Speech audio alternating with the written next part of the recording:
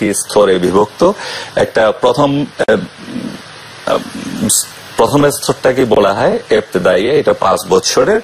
দ্বিতীয় স্তরটা কি বলা হয় মুতাওয়াসসিতা, সেটা হচ্ছে নিম্ন মাধ্যমিক। আর তৃতীয় হচ্ছে সানবিয়া আম্মা, মাধ্যমিক এসএসসি লেভেলের। আর সানবিয়া খাসা, এটা হচ্ছে উচ্চ মাধ্যমিক। আর পঞ্চম হচ্ছে মারহালাতুল ফাদিলা, সেটা হচ্ছে স্নাতক সম্মান। এবং লাস্ট স্নাতক হচ্ছে স্নাতকোত্তর হচ্ছে মারহালাতুত তাকমিল।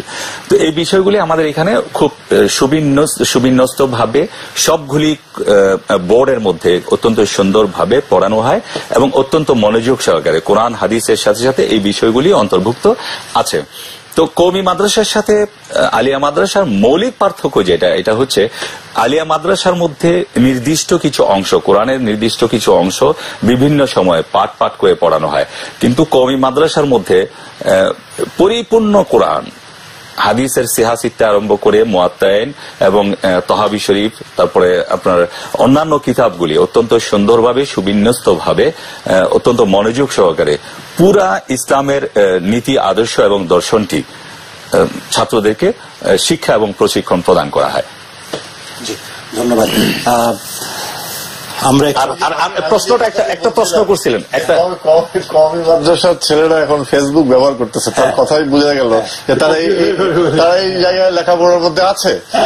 কাজে ফেসবুক না শুধু, খালিদ ভাই, আমার মনে হয় যে কওমি মাদ্রাসার ছেলেরা আপনি এদের কাজকর্মের গতি এবং কাজের যে সৌন্দর্য এবং ভাঙ্গা মোবাইল, এই যেমন এখানে একটা মোবাইল আছে, এই মোবাইল দিয়ে যে কাজগুলি তারা করতে পারে, যে ফেসবুকের কথা বলেন, টুইটারের কথা বলেন, বিভিন্ন সার্চের কথা বলেন, শুনতেই তো অন্যরকম লাগতেছে। না না, শুনতে না, এটা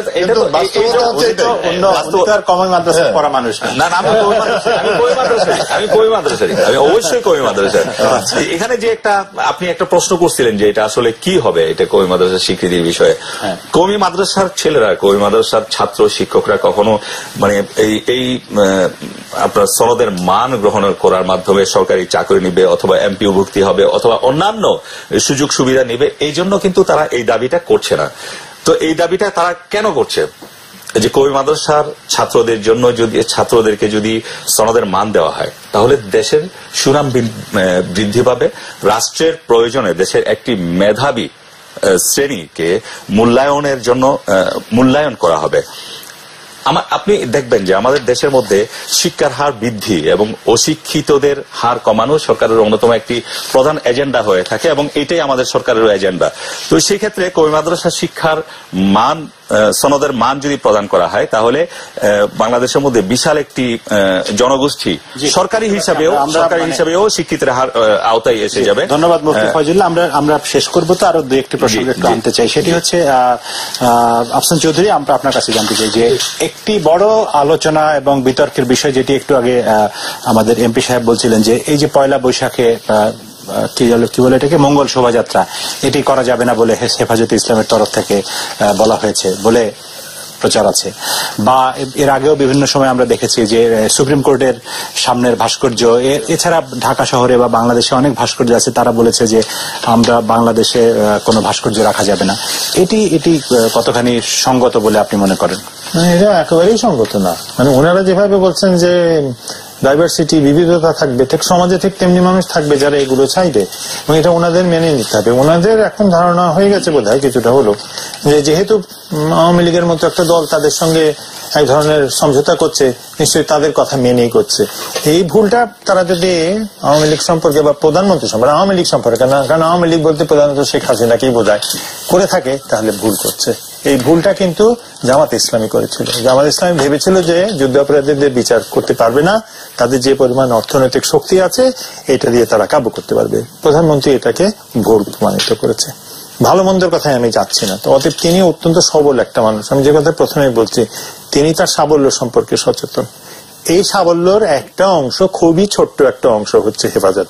হেফাজত যদি ডিস্টার্ব করে, অনেকগুলো বিষয়ের মধ্যে রয়েছে। সবচেয়ে বড় বিষয় আমি মনে করি বাংলাদেশ আগামী 10 বছরে পুঁজি বিনিয়োগ এবং পুঁজি ব্যবহারের ক্ষেত্রে যে উন্নতির চেষ্টাটা করছে সেটাই হচ্ছে উনার প্রধান লক্ষ্য।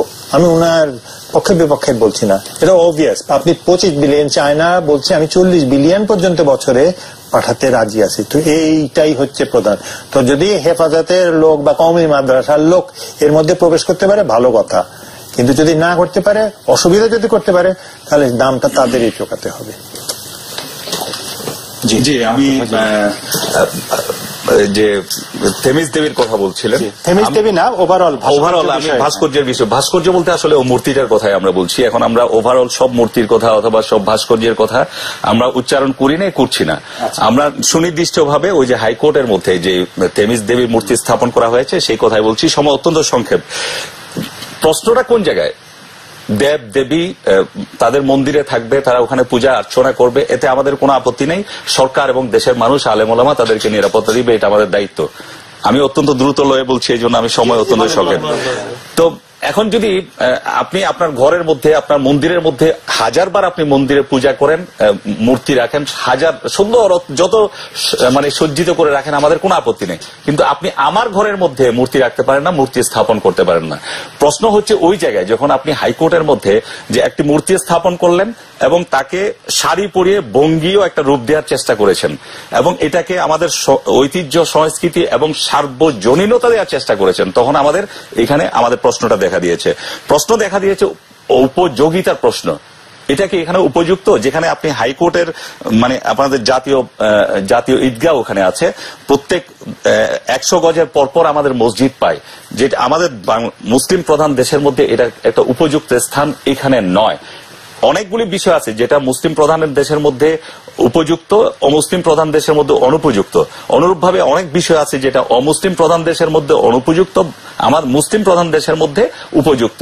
উপযুক্ততার ক্ষেত্রেও আমি মনে করি এটা খুবই বাজে একটা উদাহরণ সৃষ্টি করা হয়েছে বাংলাদেশের মধ্যে ন্যায় বিচার, ইনসাফ এবং সুশাসনের জন্য। আইনের শাসনের কোনো ইতিহাস এবং ঐতিহ্য নেই।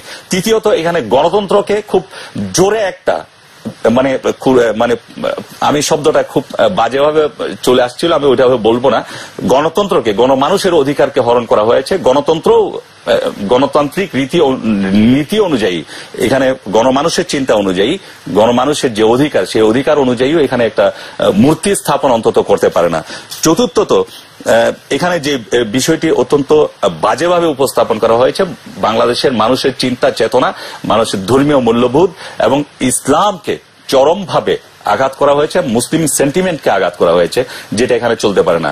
আপনি বৈশাখী মেলার কথা বলেছেন, আমরা অবশ্যই আমাদের যে নববর্ষের কথা, অবশ্যই নববর্ষ আমরা পালন করি, অত্যন্ত সুন্দরভাবে পালন করি, কিন্তু নববর্ষের মানে এই নয় যেটা 28 বছর আগে শুরু করেছে আনন্দ শুভযাত্রার মাধ্যমে। খালেদ ভাই আপনাদের না, মঙ্গল শুভযাত্রা তখন বলে নাই, তখন তারা বলছে যে এটা আনন্দ শুভযাত্রা, পরবর্তীতে এটা মঙ্গল শুভযাত্রার একটা রূপ দেওয়া হয়েছে।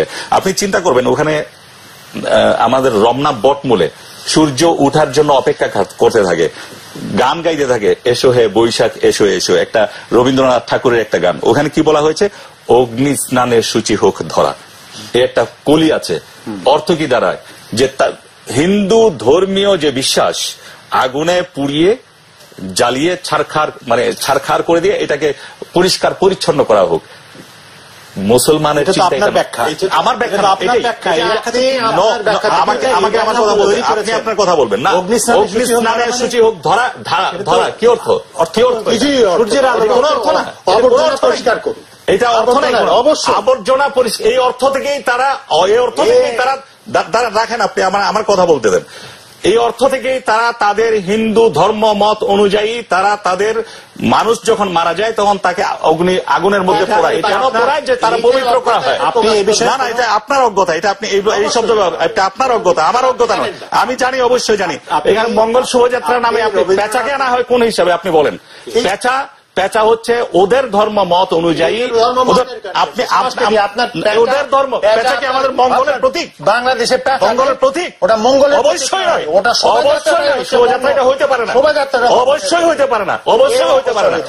এটা যদি হিন্দু ধর্ম মত অনুযায়ী সেটা মঙ্গলের ওদের দেবীর বাহন, অতএব সেটা ওদের দেবীর বাহন, সকল দেবীর বাহন। অবশ্যই এটা আমার সার্বজনীনতা দিতে, তারা তাদের ধর্ম মত অনুযায়ী, হিন্দু ধর্ম মত অনুযায়ী 1000 বার তারা করুক, এটা তাদের জন্য আপনি আমার উপর চাপিয়ে দিতে পারেন না, আপনি আমার উপর চাপিয়ে দিতে পারেন না, এটা চাপিয়ে দিচ্ছেন আমার উপরে, আপনি আমার উপর চাপিয়ে দিচ্ছেন। 28 বছর আগে একটা জিনিস আবির্ভাব করে উদ্ভাবন করে আপনি আমাকে বলবেন এটা বাংলাদেশের সংস্কৃতি, বঙ্গীয় সংস্কৃতির হতে পারে?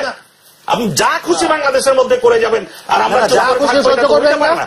আপনি এখানে কি করতেছেন? আপনি বৈশাখী বরণ করতেছেন, লাল সাদা পোশাকের মহত্ব আমাকে প্রদর্শন করতেছেন, আপনি সিঁদুর আর রেখার মানে যে ঐতিহ্য সেটা চালিয়ে দিবেন। আওয়ামী লীগের ব্যর্থতা, যেটা আওয়ামী লীগের ব্যর্থতা, এটা নাস্তিক মোরতাদদের ব্যর্থতা। নাস্তিক মোরতাদদের আগুন ধরে যায় যখন আমরা ইসলামের কথা বলি, মুসলমানের কথা বলি, ইসলামের কথা বলি। আপনার শুনেন, আওয়ামী লীগের এখানে আওয়ামী লীগের প্রশ্ন, আওয়ামী লীগের প্রশ্ন শুনেন। আপনি আমাকে একটা মিনিট হয়ে গেছে, আপনার কথা আপনি বলে ফেলছেন। আওয়ামী লীগও এটাকে সমর্থন করে নাই, আওয়ামী লীগ এটাকে সমর্থন করে নাই। আপনার কথা আপনি বলে ফেলছেন। আপনি যে রমনার বটমূলের কথা বললেন, এই রমনার বটমূলে কিন্তু আপনাদের পাকিস্তানি শাসকরা কিন্তু বলেছিল আমাদের আপনার কথাটা শুনেন। আপনি জেহাদের কথা বলতেছেন তো, যে এটা জেহাদ কিন্তু সংগ্রামের কথা, না জেহাদ কিন্তু আক্রমণ না, এটা ইসলাম কিন্তু জেহাদে আক্রমণ নাই। এবং হচ্ছে মানে আপনি উত্তেজিত হয়ে যাচ্ছেন, এটাও কিন্তু ইসলামের মধ্যে নাই। আমার শব্দ যেটা প্রয়োগ করা হয়েছে এটাও ইসলামের মধ্যে নাই। এটা আমাদের কথা, আমাকে আঘাত করলে আমি আমাকে অবশ্যই উত্তর দিতে হবে।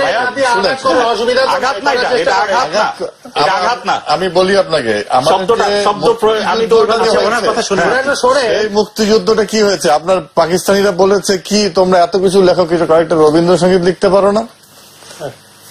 এটা কিন্তু বলেছে, এটা কিন্তু রবীন্দ্রনাথ আমাদের সংস্কৃতি, নজরুল আমাদের সংস্কৃতি, এবং সেটাকে পাকিস্তানি শাসক গোষ্ঠীর বিরুদ্ধে দাঁড়িয়ে কিন্তু রমনা বটমূলে ছায়ানট এই যাত্রা শুরু করেছে। এখন আপনি আপনার মতো করে ব্যাখ্যা দিচ্ছেন। রবীন্দ্রনাথকে তো আপনি হিন্দু বলতে পারেন না।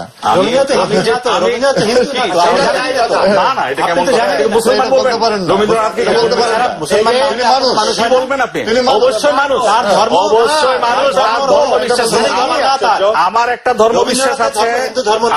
ধর্মবিশ্বাস আছে, তারও একটা ধর্মবিশ্বাস আছে। তিনি বলেন, তা আপনি বলেন ব্রাহ্মণবাদ নাই, ব্রাহ্মণ ধর্ম না, ব্রাহ্মণ না, কি তাহলে আমি সেটা শোনেন মাওলানা সাহেব, ব্রাহ্মণ বলি নাই, ব্রাহ্ম একটা আলাদা ধর্ম আছে, হিন্দু ধর্ম না। এখন রবীন্দ্রনাথকে নিয়ে আলোচনার বিষয় না, ধর্ম নিয়ে হচ্ছে কিনা, এটা হচ্ছে কিনা আমাদের দেশে পেঁচা বলেন, সাপ বলেন, বেজি বলেন, এগুলি সবই আমার চারিদিকে আছে। আপনি আছে, কিন্তু এটা ওদের ধর্ম বিশ্বাসটা কি, এই পৃথিবী হিন্দু ধর্মের বিশ্বাসটা কি? আমি শুনেন, এই পৃথিবীটাকে তো আপনি কি বলেন, যা কিছু সৃষ্টি সব আল্লাহ তাআলার তো নাকি? তিনি তো সর্বশক্তিমান, তার মাধ্যমে তো সবকিছু। তাহলে আপনি এই যে পৃথিবীর আল্লাহ তাআলার সৃষ্টির এই কোন জিনিসকে তো আপনি খাটো করে দেখতে পারেন না। আপনি এখন যদি আমাকে বলেন যে হিন্দুদের একটা দেবতার নাম কি, বিষ্ণু দেবতা আছে না, বিষ্ণু দেবতা, তার স্ত্রী হচ্ছে লক্ষ্মী দেবী, লক্ষ্মী দেবীর বাহন তাদের ধর্ম মত অনুযায়ী হিন্দুদের এই পেঁচাকে আপনি আমার সামনে উপস্থাপন করতেছেন মিছিলের সামনে। আমার ব্যাখ্যা না তো, এটা তো ওদের ব্যাখ্যা। এখন ওদের ব্যাখ্যাটাকে আপনি না হয় না, ওদের ব্যাখ্যা আমাকে, ওদের ব্যাখ্যা কে বলেছে? আমি বলছি, আপনি কেন না, ওদের ব্যাখ্যা না তো, এটা ওদেরই ব্যাখ্যা, এটা আমি ওদের ব্যাখ্যা থেকে আনছি। যার 5 কন্যা, পদ্মালয়া, ইন্দিরা, শুভ, কমলা, ওনার 5 মেয়ে লক্ষ্মী দেবী, তাদের বিশ্বাস। এটা আপনি শুরু করেছেন, এটা জামাতে ইসলামী তো গিয়ে এই একই কথা বলে 71 মানুষ মারছে। জামাত ইসলামী, হ্যাঁ আমি বুঝি না আপনার কথাটা বুঝি না। আপনি যেগুলো বলতেছেন ওই কথা বলে জামাত ইসলাম মানুষ মারছে। আপনি যখন হিন্দু ধর্মের পক্ষে কথা বলবেন, যখন হিন্দু আমার দেশে শিরিকের প্রবণতা, মানুষকে শিরিকের দিকে উদ্বুদ্ধ করবেন, অনুপ্রাণিত করবেন, মানুষকে বেঈমান করার চেষ্টা করবেন, তখন আমাকে প্রতিবাদ করতে হবে, এবং এটা আমার ইমানি দায়িত্ব, আমি করবো। এখন আপনি মানেন না, আমাদের মহানবী কি অন্য ধর্মের প্রতিবাদ, আমাদের মহানবী কি অন্য ধর্মের প্রতি আমি অবশ্যই বিষাদগার করছি না। আমি বলছি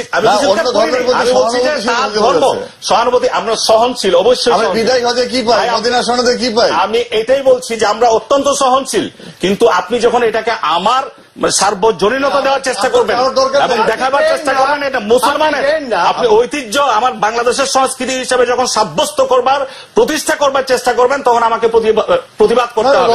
এটা আমার দায়িত্ব। বাংলাদেশের সংস্কৃতি বলতে এটা কি বোঝেন? আমি এটা কি বুঝবো? এটা কি বুঝবেন? বাংলাদেশ 28 বছর ওনাদের বক্তব্য যারা করেছেন 28 বছর আগে শুরু করেছেন, 28 বছর আগে করেছেন, তখন তারা মঙ্গল শুভযাত্রার নামেও করে নাই, তখন তারা আনন্দ শুভযাত্রা নামে শুরু করেছিল। এই যে বিবিসির এই যে লাস্ট উত্তেজিত হয়েন না, এই আমাকে খালেদ ভাই ওনাকে বলেন তো আপনি তো ভুল জায়গায় আছেন। আপনি বলতেছেন যেটা ধর্ম নিরপেক্ষতার চেতনার ভিত্তিতেই কিন্তু এই দেশটা সৃষ্টি হয়েছে। এখানে হিন্দু মুসলমান বৌদ্ধ খ্রিস্টান এইভাবে আপনি বিভক্তি কেন করবেন? 1000 বছরের পুরনো বাংলা একটা ভূখণ্ড, এই ভূখণ্ড বাংলাদেশ। ভূখণ্ড তো 1000 বছর আগের। এবং সেখানে যে শুভযাত্রা শুরু করলেন, তথাকথিত শুভযাত্রা, যে শুভযাত্রার মধ্যে শিরিকের সবক দিচ্ছেন মানুষকে, নবী রাসূল এসেছেন শিরিকের বিরুদ্ধে লড়াই করার জন্য, সেই শিরিকের সবক দিচ্ছেন। এটা আপনারা, আমি ধর্ম নিরপেক্ষতার অর্থ আপনারা করেছেন, খালিদ ভাই আপনারা করেছেন ধর্ম নিরপেক্ষতার অর্থ ধর্মহীনতা নয়। আপনি আপনার ধর্ম পালন করেন, আমার কোনো আপত্তি নেই। আপনাকে নিরাপত্তা দেওয়ার অধিকার দায়িত্ব আমার এবং সরকারের। আমরা আপনাকে মানে নিরাপত্তা দিচ্ছি। মঙ্গল শোভাযাত্রাকে রক্ষা করার দায়িত্ব সরকারের। আপনার পছন্দ হয় না, যাবেন না। মঙ্গল শোভাযাত্রা আপনি শুরু করেছেন। আমার মুসলমান সন্তানদেরকে আপনি বেঈমান বানাবার মতো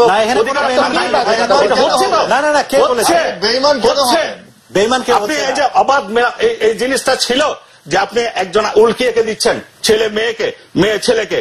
এটা কোন ধরনের, এটা কোন সংস্কৃতি আমাকে বলেন? মানে পরপুরুষ বড় মেয়েকে, বড় মেয়ে বড় ছেলেকে বলছেন।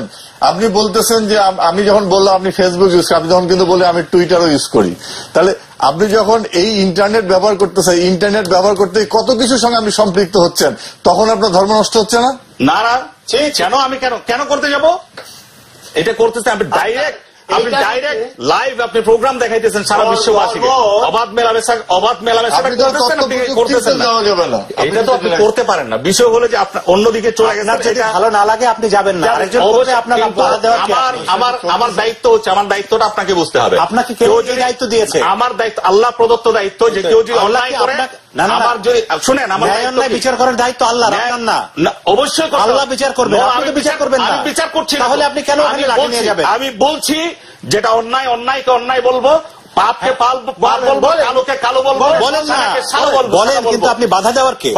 অবশ্যই আমি বলছি, আমি বাধা দিচ্ছি না তো। আমি বাধা দিলাম কোথায়? আপনি বাধা দিচ্ছি কোথায়? ঠিক আছে, আমারটা বলছি, আপনি অবশ্যই বলার অধিকার আছে।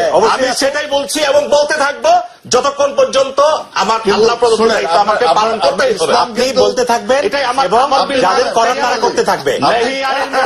আপনি বলতে থাকবেন, যাদের করার তারা করতে থাকবে, এবং বিচারের দায়িত্ব শেষ দিনে আল্লাহ তাআলা বিচার করবেন।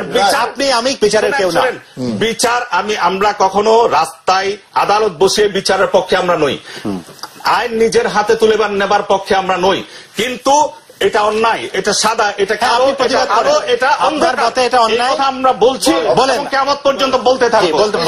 আপনি বলতে পারেন আমার বিশ্বাস, কিন্তু আপনি কাউকে বাধাগ্রস্ত করতে পারেন না। আমি ওয়ারিসে আম্বিয়া হিসেবে, নবীর উত্তরাধিকারী হিসেবে এই দায়িত্ব আমাদের উপর অর্পিত, এই দায়িত্ব আমরা পালন করে যাব। ধন্যবাদ আপনাকে। প্রিয় দর্শক, আমাদের সময় একদম শেষ। আপনাদের সবাইকে ধন্যবাদ জানিয়ে শেষ করছি। সবাই ভালো থাকুন, শুভরাত্রি।